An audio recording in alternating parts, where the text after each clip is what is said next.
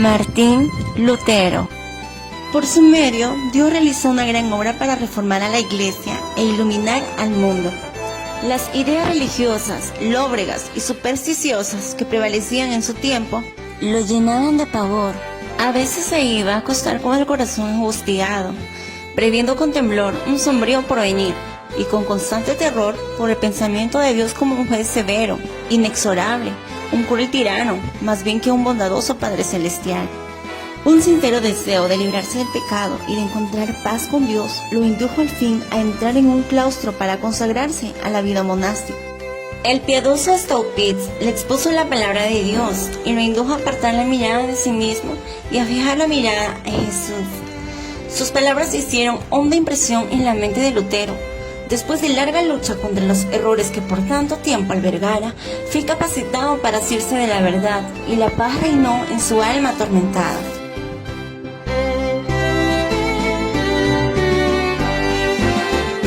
Lutero fue ordenado sacerdote y se lo llamó del claustro al cargo de profesor en la Universidad de Wittenberg. Allí se dedicó al estudio de las escrituras en las lenguas originarias. Lutero seguía siendo un hijo sumiso de la Iglesia papal y jamás había pensado en ser otra cosa. La providencia de Dios lo llevó a visitar a Roma. En un convento en Italia quedó maravillado por la magnificencia, la riqueza y el lujo que veía por doquier. Con dolorosos recelos, Lutero contrastó ese cuadro con su propia vida de abnegación y privaciones. Su mente quedó perpleja. Finalmente, vislumbró en lontananza la ciudad de las 7 colinas. Con profunda emoción cayó de rodillas y levantando las manos hacia el cielo exclamó: «¡Salve a Roma Santa!». Entró en la ciudad y por todas partes veía escenas que lo llenaban de extrañeza y horror. Por medio de un decreto expedido poco antes, el Papa prometía indulgencia a todo aquel que subiese de rodillas la escalinata de Pilato, que se decía ser la misma que había pisado nuestro Salvador al bajar del tribunal romano y que, según aseguraban, había sido milagrosamente transportada de Jerusalén a Roma. Un día Lutero estaba subiendo devotamente esas gradas, cuando repentinamente una voz como trueno se dirigió a él: «El justo por la fe vivirá». Desde entonces vio con más claridad que nunca la falacia de confiar en las obras humanas para la salvación y la necesidad de una fe constante en los méritos de Cristo. Sus ojos se habían abierto y ya no se cerrarían jamás para dar crédito a los engaños del papado. Entonces, Lutero concluyó por cortar todas sus conexiones con la Iglesia papal. Lutero recibió en la Universidad de Wittenberg el grado de doctor en teología. Ya no sería un mero monje o profesor, sino el heraldo autorizado de la Biblia. Había sido llamado como pastor para apacentar el rebaño de Dios.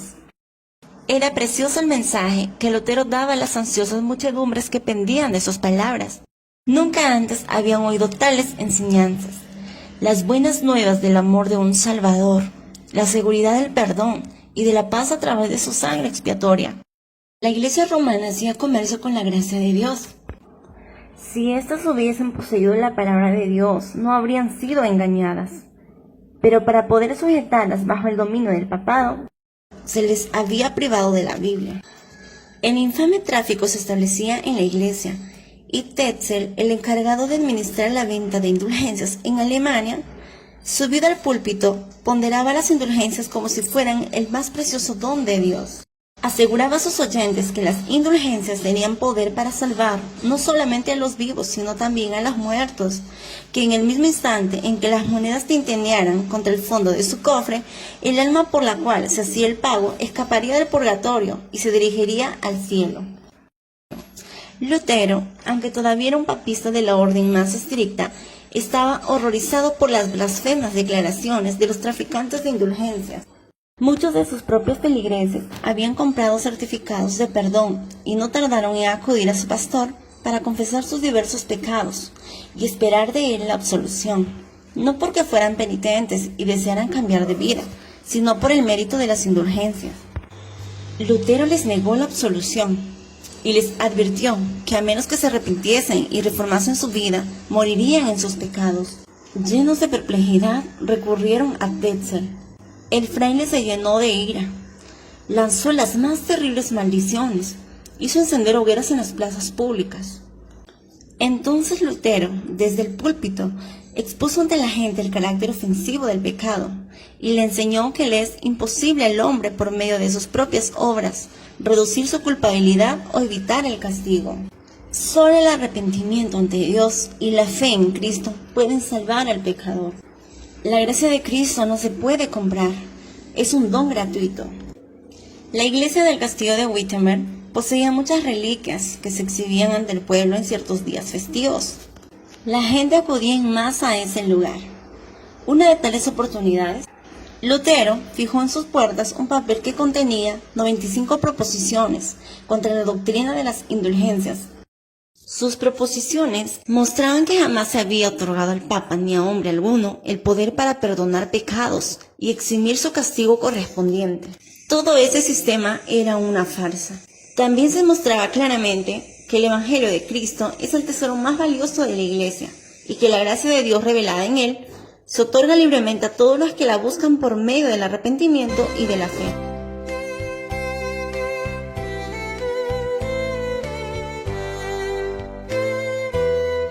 Cuando los enemigos apelaban a las costumbres y a la tradición, o a las afirmaciones y a la autoridad del Papa, Lutero los enfrentaba con la Biblia y solo con la Biblia. Los ojos de la gente, tanto tiempo dirigidos a mirar los ritos humanos y a los mediadores terrenales, se estaban apartando de estos y se fijaban con arrepentimiento y fe en Cristo y Cristo crucificado. De pronto, Lutero recibió una citación para presentarse en Roma y responder al cargo de herejía. Mas se hizo una protesta contra su viaje a Roma y solicitaron que fuese examinado en Alemania. Así se convino al fin y se eligió al delegado papal que debía entender el asunto. En las instrucciones que el pontífice le diera, a ese oficial se hacía constar que Lutero ya había sido declarado hereje.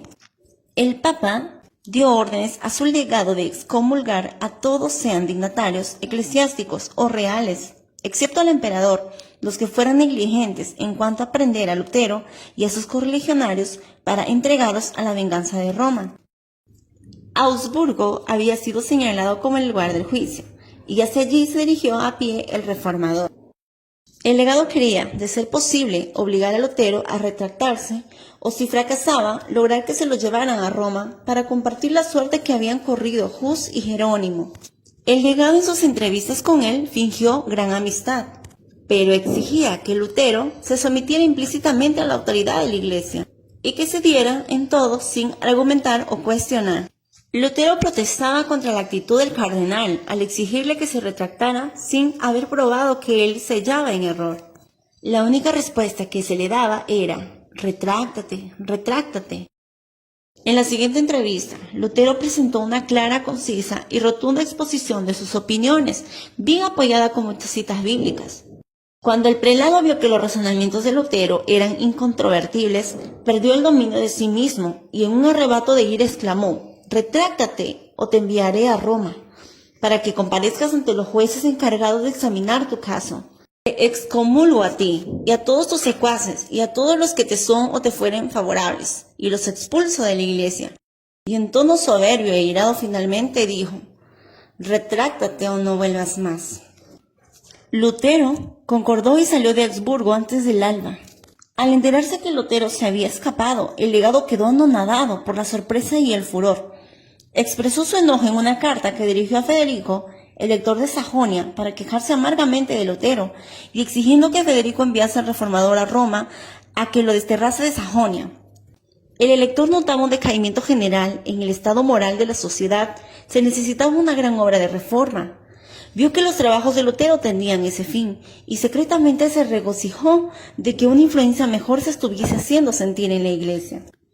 Roma estaba perdiendo adoradores y ofrendas. Los escritos de Lutero habían despertado en todas partes un nuevo interés por las escrituras. Los escritos del reformador y sus doctrinas se estaban difundiendo por todas las naciones de la cristiandad. La obra se extendió a Suiza y Holanda. Copias de sus escritos llegaron a Francia y España. En Inglaterra recibieron sus enseñanzas como palabras de vida.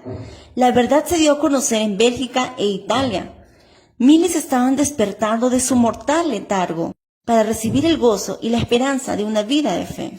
Roma estaba resuelta a aniquilar a Lutero, pero Dios era su defensa. Sus doctrinas se oían por doquier.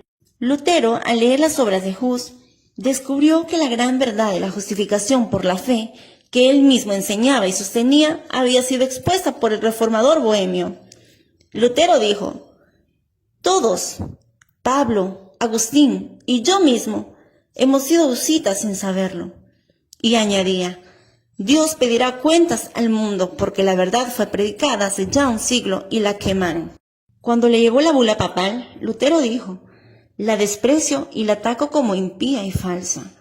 El mismo Cristo es quien está condenado en ella. Me regocijo de tener que sobrellevar algunos males por la más justa de las causas. Ya me siento más libre en mi corazón, pues al fin sé que el Papa es el anticristo y que su silla es la del mismo Satanás. Sin embargo, el decreto de Roma no quedó sin efecto. Muchos sintieron que la vida era demasiado valiosa como para arriesgarla en la causa de la reforma. Todo parecía indicar que la obra del reformador iba a terminar. A los escarnios de sus enemigos que lo ridiculizaban por la debilidad de su causa, Lutero respondía: Moisés fue solo a la salida de Egipto, Elías estaba solo en los días del rey Acab, Isaías solo en Jerusalén, Ezequiel solo en Babilonia. En todo tiempo, los santos debieron con peligro de su vida reprender a los grandes, a los reyes, a los príncipes, a los sacerdotes y a los sabios. Yo no digo que soy un profeta, pero digo que debieran temer precisamente porque yo estoy solo y porque ellos son muchos. De lo que estoy seguro es de que la palabra de Dios está conmigo y no está con ellos. En esa época de su vida escribió: cada día comprendo mejor cuán difícil es para uno desprenderse de los escrúpulos que asimilar en su niñez. Oh, cuánto dolor me ha costado, a pesar de que tengo las escrituras a mi lado, convencerme de que era mi desafío plantarme yo solo contra el Papa y presentarlo como el anticristo. Así luché contra mí mismo y contra Satanás, hasta que Cristo, por medio de su palabra infalible, fortaleció mi corazón contra esas dudas. El Papa había amenazado a Lutero con la excomunión si no se retractaba, y la amenaza se cumplió. Se expidió una nueva bula, la cual declaraba la separación definitiva de Lutero de la Iglesia romana. Se lo denunciaba como maldito por el cielo, y se incluía en la misma condenación a todos los que recibiesen su doctrina. La oposición es la suerte que les toca a todos los que Dios emplea para que presenten las verdades aplicables especialmente a su época. Y así hay ahora una verdad presente para la Iglesia en nuestros días. Y los que presenten la verdad para ese tiempo no deben esperar encontrar más aceptación que las que tuvieron los primeros reformadores.